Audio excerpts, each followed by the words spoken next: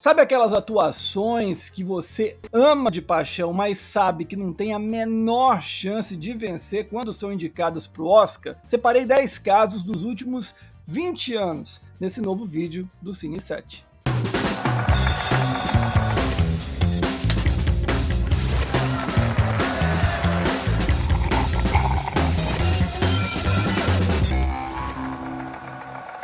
Antes de começar, se inscreve aqui no canal e também ativa as notificações no sininho. Toda segunda e sexta-feira, sempre ao meio-dia, horário de Brasília, tem vídeo novo aqui no canal falando sobre o Oscar. E mais uma novidade, às quartas-feiras, sempre às 19 horas, horário de Brasília, você vai poder conferir um novo podcast, então não perca. Já no site do Cine 7 tem uma entrevista exclusiva com o diretor Heitor Dália sobre o novo filme da carreira dele, Ana. Premiada em 1975 por Alice Não Mora Mais Aqui, a Ellen Burstyn chegou à 6ª indicação em 2001, com um trabalho maravilhoso. Interpretando uma usuária de drogas à beira da loucura, a Ellen Burstyn faz um desempenho visceral em Requiem para um Sonho, a ponto de não ser absurdo dizer que é a melhor atuação da carreira dela. Além do Oscar, também foi indicada a melhor atriz no Globo de Ouro e no SEG. Porém, o Oscar daquele ano não tinha outra dona que não fosse a Julia Roberts. Afinal de contas, Hollywood não deixaria de premiar uma das suas maiores estrelas na grande chance dela. Ainda assim, ficou uma sensação de injustiça no ar. Como eu disse no vídeo anterior, Menina de Ouro conseguiu uma virada histórica sobre O Aviador no Oscar 2005, o que permitiu a vitória tranquila da Hilary Swank em melhor atriz. O resultado, porém, foi uma pena para uma atriz que já merecia o Oscar naquela época. Com o brilho eterno de Uma Mente Sem Lembranças, a Kate Winslet chegava à 4ª indicação da carreira, e pelo papel mais diferente de todos, uma jovem de cabelos coloridos, cheia de personalidade, em um relacionamento turbulento com Jim Carrey, capaz de iluminar a tela toda vez em que aparece. A Kate Winslet só foi vencer o Oscar mesmo 4 anos depois com O Leitor, justo em um ano em que ela merecia a vitória por um outro trabalho. Foi apenas um sonho. O Oscar 2005 também trouxe outro querido do público em um grande papel, mas sem chances de levar o prêmio. Mais contido do que o comum, o Johnny Depp comove o público no excelente Em Busca da Terra do Nunca. Interpretando o escritor James Matthew Barrie, autor de Peter Pan, o astro faz uma dobradinha excelente com o então novato Fred Highmore e a própria Kate Winslet. Infelizmente, a corrida de melhor ator já estava pesada demais, com o Leonardo DiCaprio por O Aviador, Clint Eastwood de Menina de Ouro e o vencedor Jamie Foxx de Ray. Chega a ser impressionante como um ator do naipe do Gary Oldman só foi indicado pela primeira vez em 2012.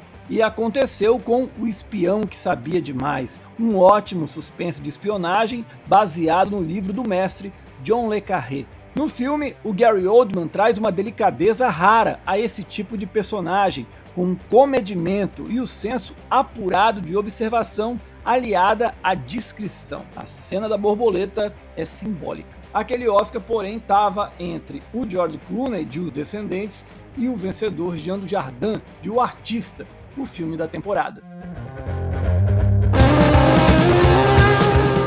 O Oscar 2012 também viu o surgimento de uma das atrizes mais interessantes da última década. A Rooney Mara se agiganta como a Lisbeth Salander em Millennium. A fúria dela em cena e toda a caracterização da personagem fazem a produção do David Fincher subir de patamar. É uma protagonista tão fora do comum do que o Oscar costuma reconhecer que foi uma surpresa vê-la na lista de melhor atriz. Infelizmente, naquele Oscar, a Rooney Mara era azarã da azarã. Ela ficou no meio da disputa entre a Viola Davis, de Histórias Cruzadas, e a ganhadora, a Meryl Streep, de A Dama de Ferro.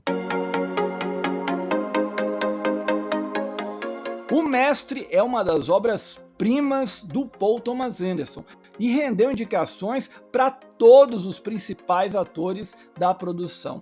Porém, nenhum deles tinha a menor chance de levar aquele Oscar. Quem mais chegou perto foi o Philip Seymour Hoffman, em ator coadjuvante, correndo por fora atrás do Tommy Lee Jones, de Lincoln, e do vencedor, o Christopher Waltz, por Django Livre. Já a Amy Adams só ganhou experiência ao perder para a favoritaça Anne Hathaway, de Os Miseráveis. Falando em favoritos, o Daniel Day-Lewis, de Lincoln, dominou a temporada de premiações todinha, sem dar a menor chance para o Joaquin Phoenix. Demorou 35 anos, mas em 2014 veio a segunda indicação da carreira do Bruce Dern. Protagonista de Nebraska, ele concilia o drama de um personagem cansado, com uma relação mal resolvida com o filho, e também o humor, com tiradas ácidas e cortantes, em uma ótima parceria com a Eunice Quigley. Porém, coitado do Bruce Dern, logo no ano em que ele volta ao Oscar, ele não teve a menor chance. A concorrência estava muito pesada de atores pop, queridos da academia, da indústria e também do público. Eu estou falando de Chiwetel Ejiofor, do filme da temporada 12 anos de escravidão, Leonardo DiCaprio por O Lobo de Wall Street e, é claro, o ganhador do Oscar, o Matthew McConaughey, de Clube de Compras Dallas.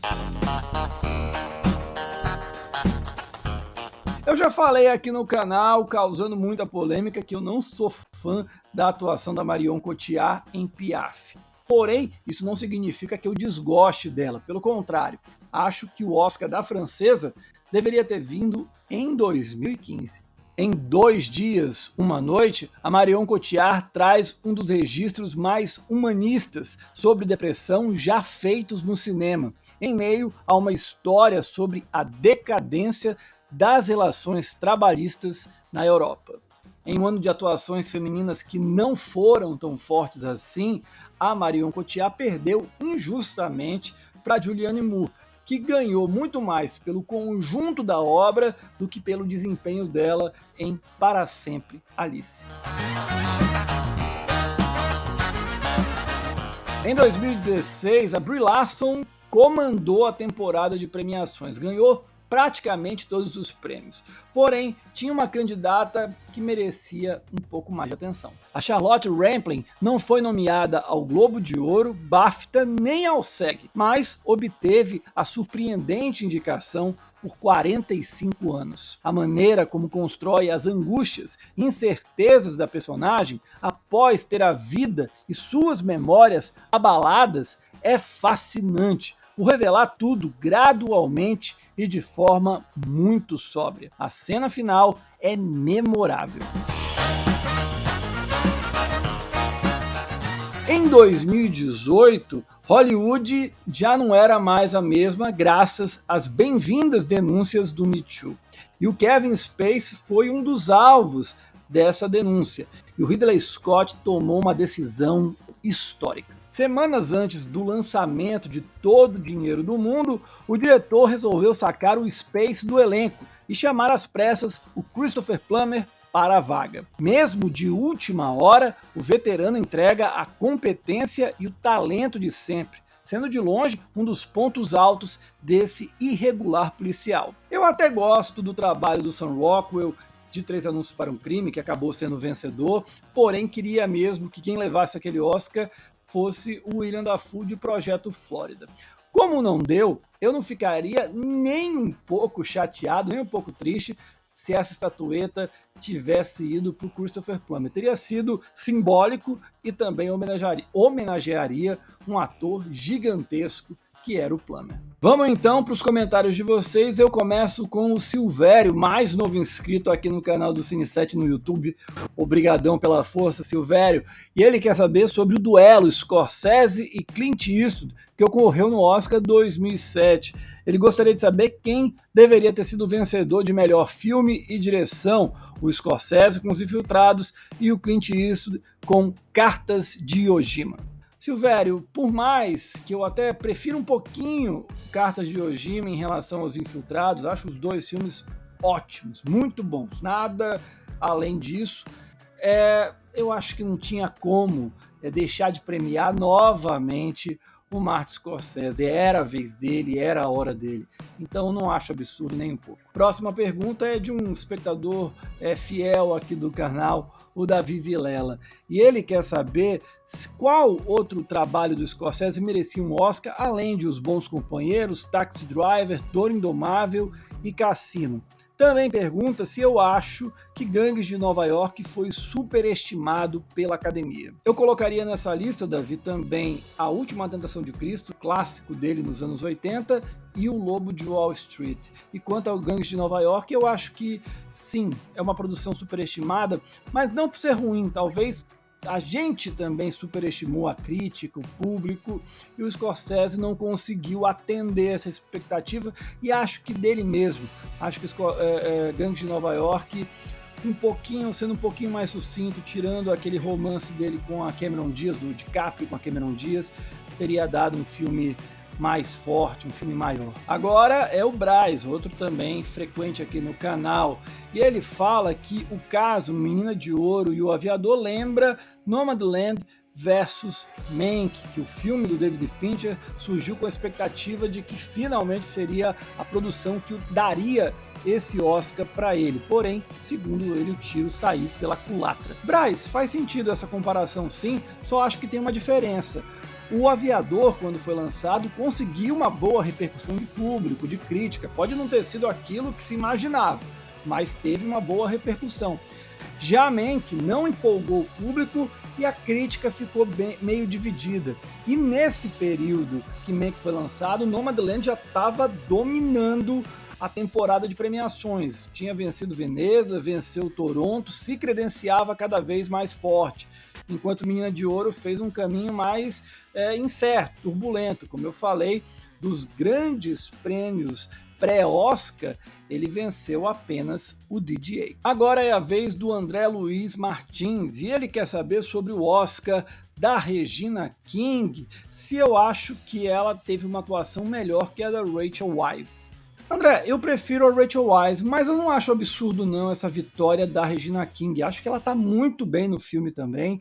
É um Oscar justo, não acho tão absurdo não, pelo contrário. Por fim, tem o Diogo San Vitorino, e ele quer saber se, na minha visão, Brilho Eterno de Uma Mente Sem Lembranças foi o grande injustiçado no Oscar de 2005.